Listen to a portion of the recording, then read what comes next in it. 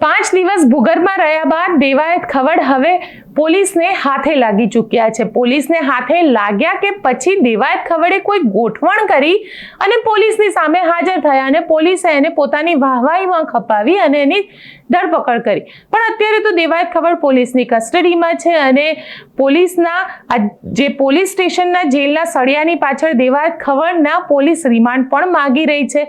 તેમને કોર્ટની અંદર રજૂ કરવામાં આવ્યા છે. કેટલા દિવસના રિમાન્ડ માંગ્યા અને શું છે આખી વાત? કારણ કે જે રીતે દેવાયત ખવડ અને ધ્રુવરાજસિંહ ચૌહાણ આ બંને વચ્ચે કશુંક તો ચાલી રહ્યું હતું, સોશિયલ મીડિયામાં આ બધું ચાલી રહ્યું હતું, તેની ચર્ચા કરીશું આ રિપોર્ટમાં. સાથે સાથે એ પણ વાત કરીશું કે વિસાવદરની અંદર સોશિયલ મીડિયાની અંદર પોસ્ટ મૂકવાવાળા આમ આદમી પાર્ટીના 5 સમર્થકોની પોલીસે ધરપકડ કરી છે. કારણ કે ગોપાલ ઇટાલિયા અને મહિલા પોલીસ કર્મચારી વચ્ચે જ્યારે 1 ઓગસ્ટે જીભાજોડી થઈ હતી તે વખતે આ લોકોએ સોશિયલ મીડિયામાં પોસ્ટ મૂકી હતી. અને આખો મામલો શું છે? કારણ કે 5 લોકોને એ પણ આમ આદમી પાર્ટીના સમર્થકોની કેમ જુનાગઢ ક્રાઇમ બ્રાન્ચ દ્વારા ધરપકડ કરવામાં આવી તેની વાત કરીશું આ વિડીયોમાં. તો નમસ્કાર, હું છું ગોપી ઘાંગર અને આપ જોઈ રહ્યા છો નિર્ભય ન્યૂઝ.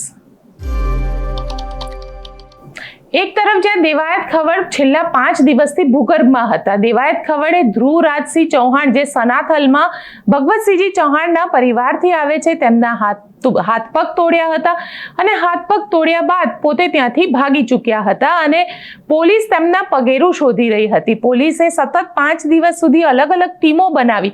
એ અમદાવાદ હોય, જુનાગઢ હોય, સુરેન્દ્રનગર હોય, ગીર સોમનાથ હોય, આ બધી જ જગ્યાએ પોલીસે પોતાની ટીમ બનાવી અને આ ટીમ થકી તે ઇન્વેસ્ટિગેશન કરી રહી હતી કે આખરે દેવાયત ખવડ છુપાયા ક્યાં છે. પરંતુ પોલીસને અચાનક જ એક મેસેજ મળ્યો અને દેવાયત ખવડની ધરપકડ કરવામાં આવી. એટલે સવાલ અહીંયા એ ઊભો થઈ રહ્યો છે કે શું ખરેખર પોલીસે દેવાયત ખવડની ધરપકડ કરી છે અને પોલીસ દેવાયત ખવડ સુધી પહોંચી કે પછી દેવાયત ખવડે કંઈક એવી ગોઠવણ કરી કે પોલીસ પણ ત્યાં આગળ પહોંચી, પોતાની ધરપકડ પણ થઈ ગઈ અને પછી થોડા દિવસોમાં તેઓ છૂટી પણ જશે. આખી એક ગોઠવણ કહેવાય છે, જે પોલીસની ભાષામાં કહેવાય છે કે ગોઠવણ કરીને રજૂ થયા અને પોલીસ એને ધરપકડમાં બતાવે. પણ આ બધાની વચ્ચે આજે દેવાયત ખવડની ધરપકડ બાદ તેમને મેડિકલ કરવા માટે લઈ જવામાં આવ્યા. મેડિકલ કરવા માટે લઈ ગયા ત્યારબાદ તેમને કોર્ટની અંદર રજૂ કરવામાં આવ્યા અને કોર્ટમાં પોલીસ દ્વારા 6 દિવસના રિમાન્ડની માંગ કરવામાં આવી. કારણ કે દેવાયત ખવડ ક્યાં હતા તે પોલીસને ઇન્વેસ્ટિગેશન કરવાનું હતું, કયા લોકોએ તેમને મદદ કરી છે તે ઇન્વેસ્ટિગેશન કરવાનું છે. સાથે સાથે કેમ કે ધ્રુવરાજસિંહ ચૌહાણે એવું કહેતું છે કે લગભગ 15 જેટલા લોકોએ મને મારવા માટે આવ્યા હતા, તો અત્યાર સુધી પોલીસ માત્ર 7 લોકો સુધી પહોંચી શકી છે.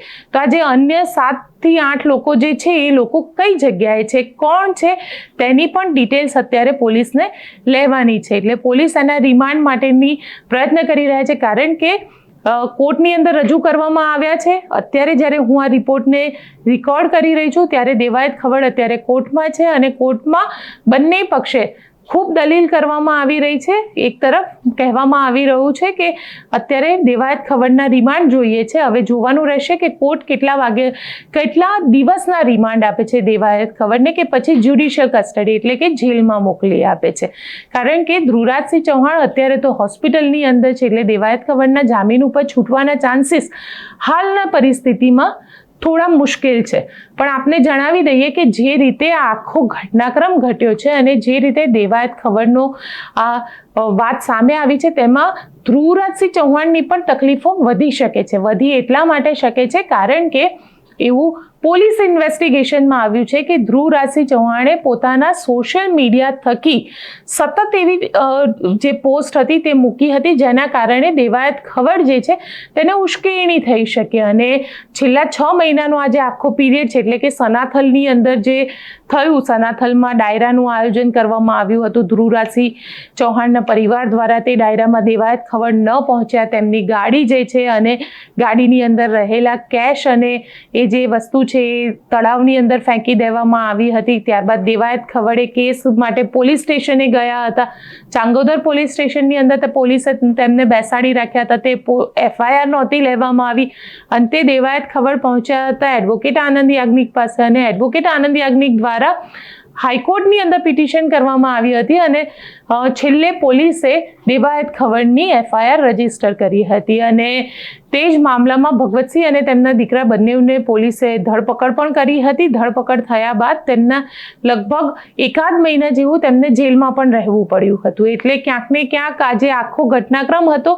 આ આખા ઘટનાક્રમની અંદર ધ્રુવરાજસિંહ ચૌહાણ એવું કહેવામાં આવી રહ્યું છે અને પોલીસ હવે એનું ઇન્વેસ્ટિગેશન પણ કરી રહી છે કે ક્યાંક ધ્રુવરાજસિંહ ચૌહાણની જે સોશિયલ મીડિયા ઉપર પોસ્ટ મૂકવામાં આવતી હતી તેના કારણે તો દેવાયત ખવડને ઉશ્કેરણી કરવાનો પ્રયત્ન તો નહોતો કરવામાં આવતો, કારણ કે લગભગ 6 મહિના પછી દેવાયત ખવડ દ્વારા આ રીતે હુમલો કરવામાં આવે છે. પણ દેવાયત ખવડના એવા ઘણા બધા ઓડિયો પણ સામે આવ્યા છે જેમાં દેવાયત ખવડ એવું કહી રહ્યા છે કે એફિડેવિટ કાઠી નથી, એ પોતે બદલો લઈને રહેશે.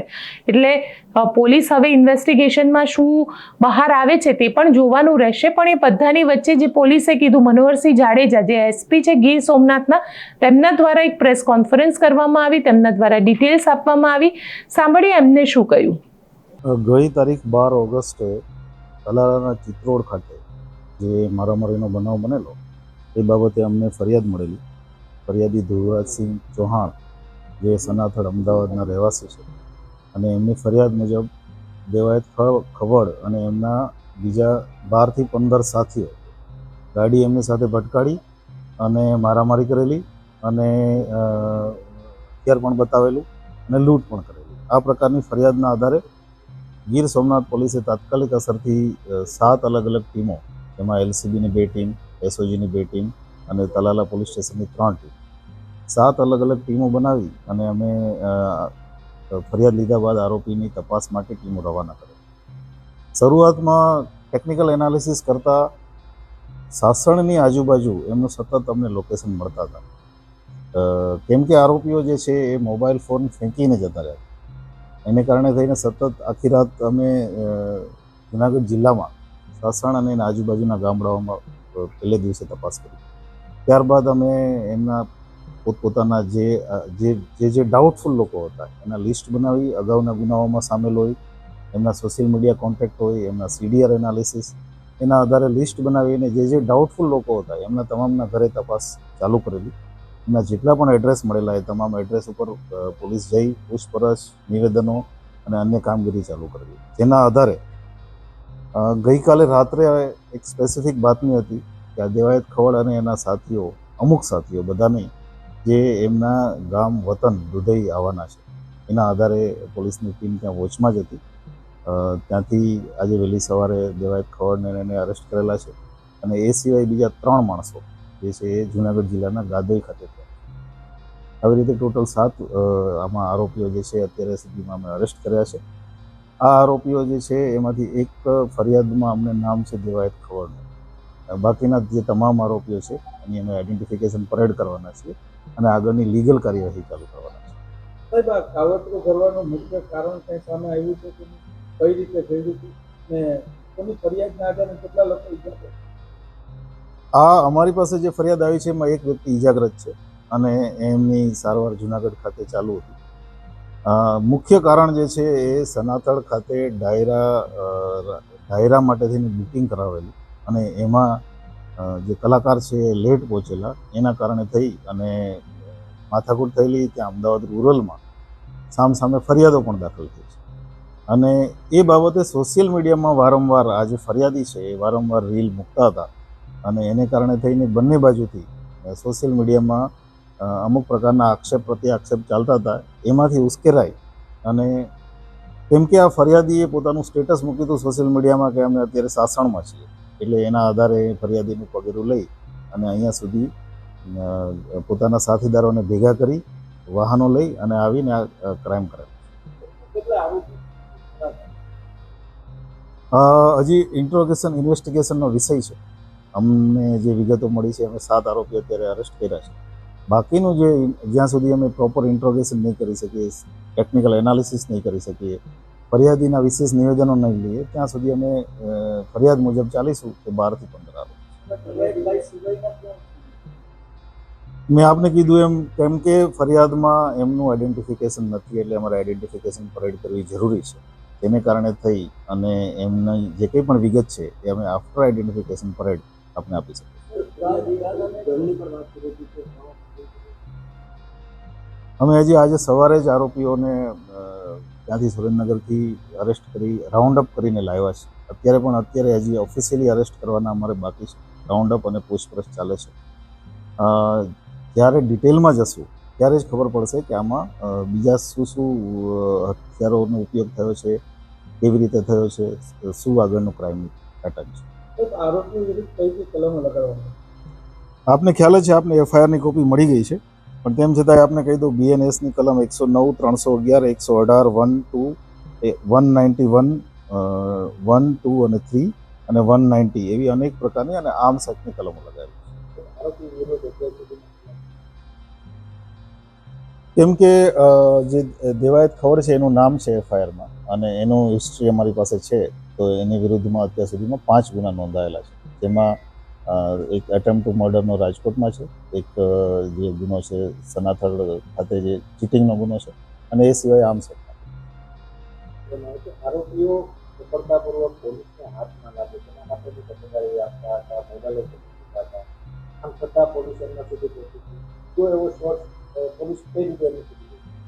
મેં આપને કીધું એમ અમારી પાસે ટેકનિકલ ટીમ અને એનું એનાલિસિસ સાથે સાથે બાતમીદારોનું નેટવર્ક અને જ્યાં અમે ઇન્વેસ્ટિગેશન ઇન્ટ્રોગેશન માટે ગયા ત્યાંથી જે ક્લુ મળ્યા એ ક્લુના આધારે પ્લસ અમને વાહનો મળ્યા, વાહનોના માલિકોના આધારે અમે આરોપી સુધી નજીક પહોંચી અને આજે એને અરેસ્ટ કર્યો. અને જે વાહનો વપરાયા હતા એ ક્યાંથી મળી આવ્યા છે, એમાં શું આગળ કઈ રીતે જે વાહનો અમને મળી આવ્યા છે એ બંને વાહનો અન્ય જિલ્લાના છે.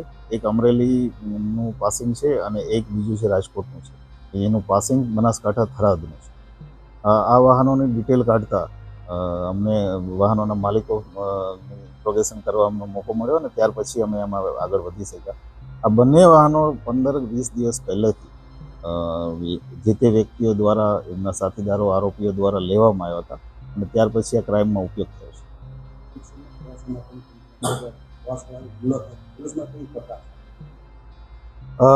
પોલીસ માટે આપને ખ્યાલ જ છે કે અમે આ કેસ 3-4 દિવસ પહેલાંનો બનાવ છે અને આજે લગભગ મોટાભાગના આરોપીઓ પકડાઈ ગયા છે. આ સિવાય પણ આ જિલ્લામાં જેટલા પણ અમે 5 ગુજસીટો કરી છે, એક પણ આરોપી બાકી નથી પકડ્યો. અમે જેટલા શરીર સંબંધી નાના પણ બનાવો બને છે એમાં બહુ મજબૂતાઈથી અને ગીર સોમનાથ જિલ્લા પોલીસ કડકાઈથી કામગીરી કરી અને તમામ આરોપીઓ અમે પકડી. માનું છું કે પૂર્વાયોજિત કાવતરું રચીને જ આ ઘટનાને અંજામ આપી. પ્રાઇમરીલી અમને એવું લાગે છે કે આ જે સોશિયલ મીડિયામાં એકબીજાને ફોલો કરતા હતા અને જે આરોપીઓ છે એ પ્રયત્નમાં હતા કે આ વ્યક્તિ જે ફરિયાદી છે એ જ્યારે પણ મોકો મળે ત્યારે એને બદલો લેવો, કેમ કે ફરિયાદીએ એમની બાઇક, એમની કાર જે તે સમયે તોડી નાખીને પાણીમાં નાખી દીધી હતી અને બદલો લેવા માટેના ઈરાદા સાથે ઘણા સમયથી એ ફિરાકમાં હતા અને એ એમને મોકો મળતા એમને કાર્યવાહી કરી. કેટલા દિવસની રિમાન્ડ પોલીસમાંથી? કેમ કે અમારે આમાં હજી ઘણું ઇન્વેસ્ટિગેશન કરવું જરૂરી છે એટલે અમે મેક્સિમમ. તપાસના કયા મુદ્દાઓ રહેશે જણાવી શકો? તપાસના અમારા મુખ્ય મુદ્દાઓમાં એક તો જોડતી કડી કે જે 2 ગાડી અહીંયાથી છોડી દીધા પછી કયા કયા વાહનમાં એ લોકો કઈ કઈ જગ્યાએ ગયા, ત્યાં એમને કોઈ સ્પેશિયલ મદદ કરી કે એમને પણ વિશ્વાસમાં લઈને બીજી રીતે મદદ મેળવી. કારણ કે પોલીસે ઘણું બધું આમાં ટ્રાવેલિંગ અનેક જિલ્લાઓમાં અમારે ટીમ મોકલવી પડી એટલે અનેક જિલ્લાઓમાં આરોપીઓ પથરાયેલા હતા. તો આ બધા મુદ્દા અમારા મુખ્ય રહેશે. કયા હથિયારનો ઉપયોગ થયો છે એ રહેશે. સોશિયલ મીડિયામાં કોઈ એવી પોસ્ટ છે કે શું કે જેમાં ઓલરેડી અગાઉથી કંઈ ઇન્ડિકેશન આપવામાં આવ્યું તો એ પણ અમારો તપાસનો ઇન્વેસ્ટિગેશનનો વિષય છે. અમે અમારી જરૂરિયાત મુજબ તમામ કાર્યવાહી કરશું.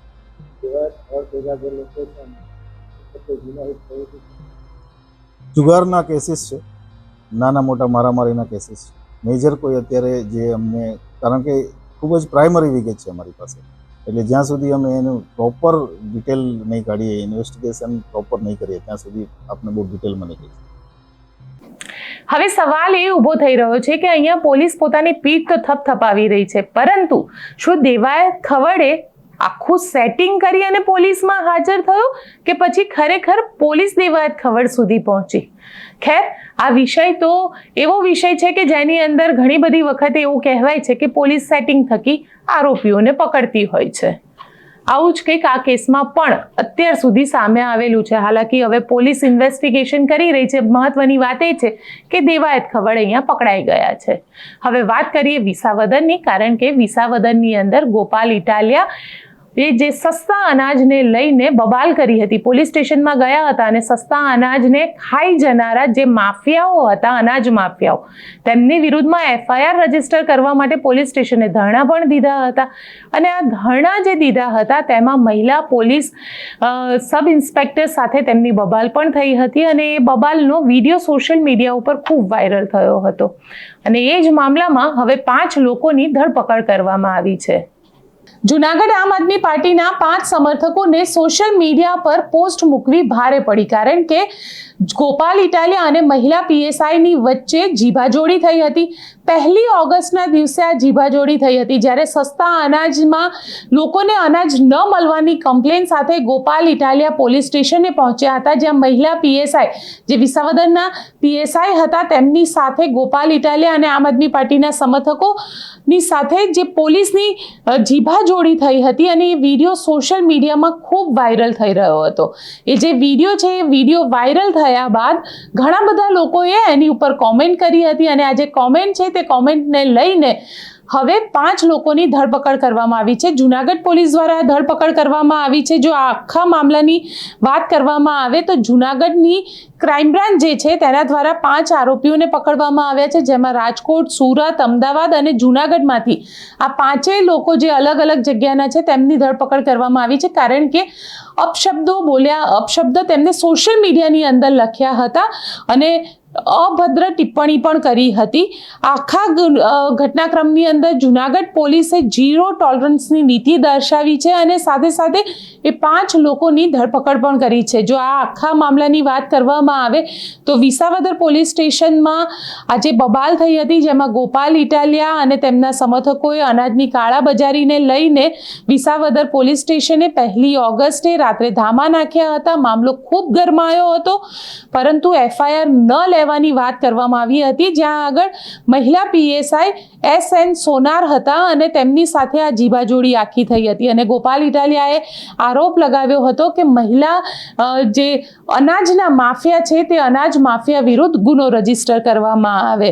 અને પુરવઠા વિભાગે આ પછી હરકતમાં આવ્યું હતું અને તે વખતે જે વિડીયો મોબાઈલમાં ઉતારવામાં આવી રહ્યો હતો, ઘણા બધા સોશિયલ મીડિયા પ્લેટફોર્મ પર, ટીવી ચેનલો ઉપર આ આખી જે જીભાજોડી છે તે એ વખતે લાઈવ બતાડવામાં આવી રહી હતી અને તેમાં જે સોશિયલ મીડિયામાં કોમેન્ટ કરવામાં આવી હતી તેના જ આધારે આ 5 લોકોની ધરપકડ કરવામાં આવી છે, જેમાં હ્યુમન ઇન્ટેલિજન્સનો પણ ઉપયોગ કરવામાં આવ્યો છે અને ટેકનિકલ સર્વેલન્સના આધારે આ 5 લોકોને પકડવામાં આવ્યા છે.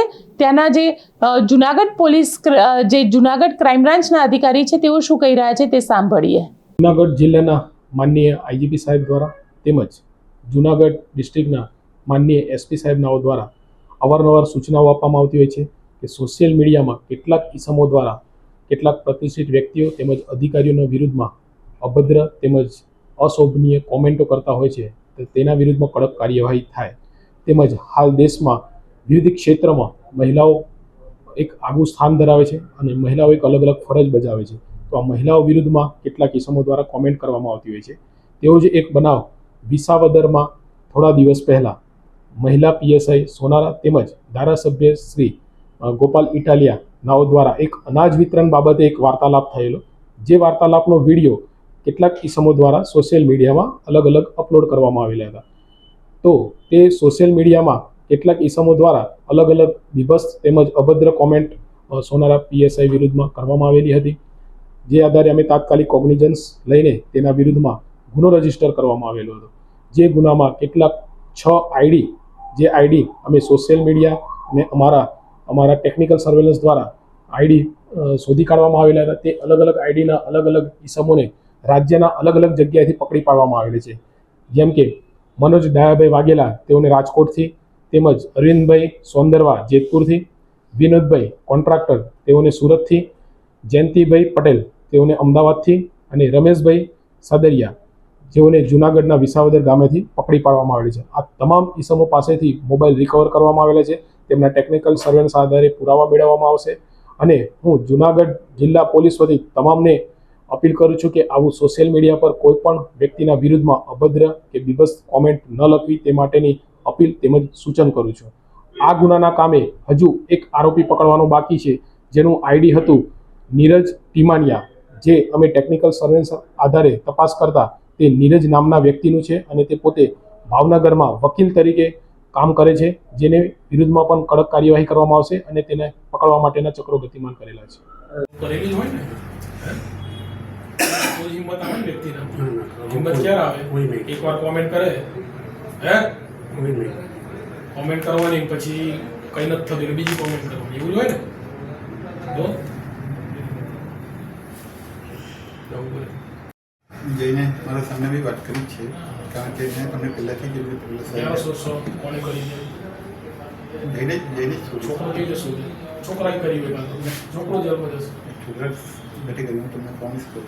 તો કોને કરી હોય કોઈ સર્કલમાંથી કોઈ કરી હોય. આપણો મોબાઈલ બીજો લઈ જાય તો આપણને ના ખબર હોય કરે આવી કોમેન્ટ તારી આ વાયરલ કરે તને કેવું લાગશે બીજી વાર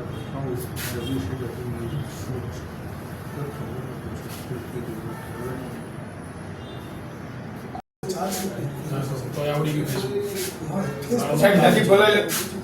ગાળો લગતા આવડી ગઈ ના ગાળો તો એની ભૂલથી સાહેબ લખાય છે, સોરી છે, પણ પછી કોઈ દિવસ નહીં ભૂલ કરી જિંદગીમાં જીવતા શું હું પ્રોમિસ કઈ રીતે માનવા જીવતા હું મેં કોઈ દી ભૂલ જ નહીં કરી સાહેબ. ફેસબુક મારે ડિલીટ કરી નાખીશું, બરોબર? તાર જરૂરિયાત છે ફેસબુકમાં હા જરૂરિયાત છે ફેસબુકની તારે ના કાંઈ છે નહીં. શું કામ જોવે છે હા તો અંદર જોતા હોય એટલે મેં કીધું જોઈએ. તો જોશે તારા વિડીયો બધા પોલીસ પૂછપરછમાં આ પાંચેય આરોપીઓએ વાતની કબૂલાત કરી હતી કે તેમણે જાણી જોઈને મહિલા અધિકારીની છબી ખરાબ કરવા માટેનો પ્રયત્ન કર્યો હતો અને આ પોતે તેઓ આમ આદમી પાર્ટીના સમર્થક છે અને સાથે સાથે અગાઉ પણ આ જ પ્રકારની બીભત્સ ટિપ્પણીઓ અન્ય વિડીયોની અંદર પણ કરી ચૂક્યા છે. પોલીસ દ્વારા પાંચેય લોકોને હવે પકડવામાં આવ્યા છે અને આગળ કાર્યવાહી પણ કરવામાં આવશે. આપ શું માનો છો મને કોમેન્ટ બોક્સમાં ચોક્કસથી લખીને જણાવજો અને અમારી ચેનલ નિર્ભય ન્યૂઝને લાઇક, શેર અને સબસ્ક્રાઇબ કરવાનું ભૂલશો નહીં. આભાર.